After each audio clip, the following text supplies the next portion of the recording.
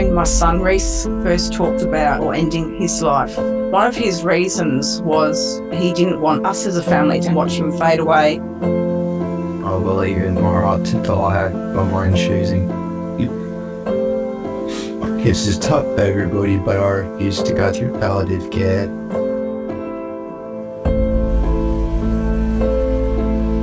My son Reese was diagnosed with a rare cancer called Ewing sarcoma.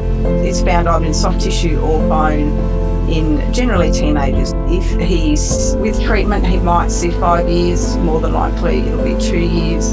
He was almost 18. The next stage of his life was right there, and then to be diagnosed with a terminal illness was just horrible and just so sad. His body was sort of failing at such a fast rate. They insisted that he get around in a wheelchair. There was just one day he said, "What do you feel about voluntary euthanasia?" He felt quite strongly that people should have that available to them. He just didn't understand how other people can dictate that you must suffer through this. He put me onto a podcast about people with terminal illnesses who are suffering and that voluntary assisted dying should be available to them. It was a real eye-opener for me. I thought, well, I agree with Reese. Why is this not available to people? It was around that time he said to me he wants to stop chemotherapy. He's got such a short time to live. He doesn't want to spend most of that time feeling so ill from the chemo. By this stage, he'd turned 18. It was totally up to him whether he had medical treatment or not. When Reese had made the decision about ending his life, we'd sort of known little bits, but he'd kept us in the dark as well because he didn't want us to get in trouble. He'd sourced this medication from overseas. Once he'd had this available to him and he knew that he could access it at any time, he was just like a different kid.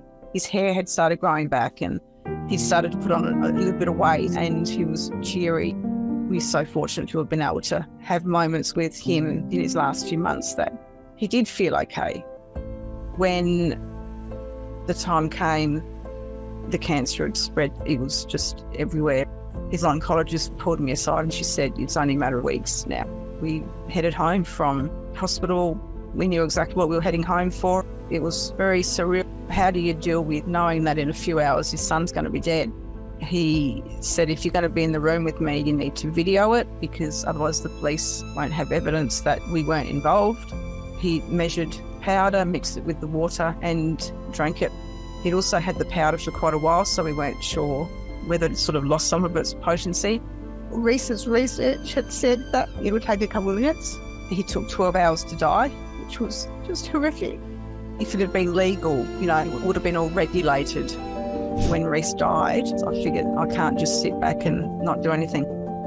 Voluntary assisted dying. It was about to come up in Parliament for debate. So that night I sat up and drafted a heartfelt letter with what Reese had done and why I felt so strongly that this should be passed.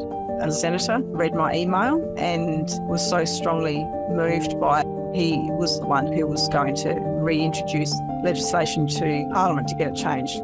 From there was a lot of media that got involved sharing Reese's story. It kind of consumed me for quite a while, but I'm so grateful to have been part of it because we made history. It's been legalised in South Australia. I'm super proud of Reese because he played a small part in getting legislation changed. I would dearly have loved for him to have been able to have a peaceful death. You can't change it, but his death wasn't in vain. I am seen. Are you?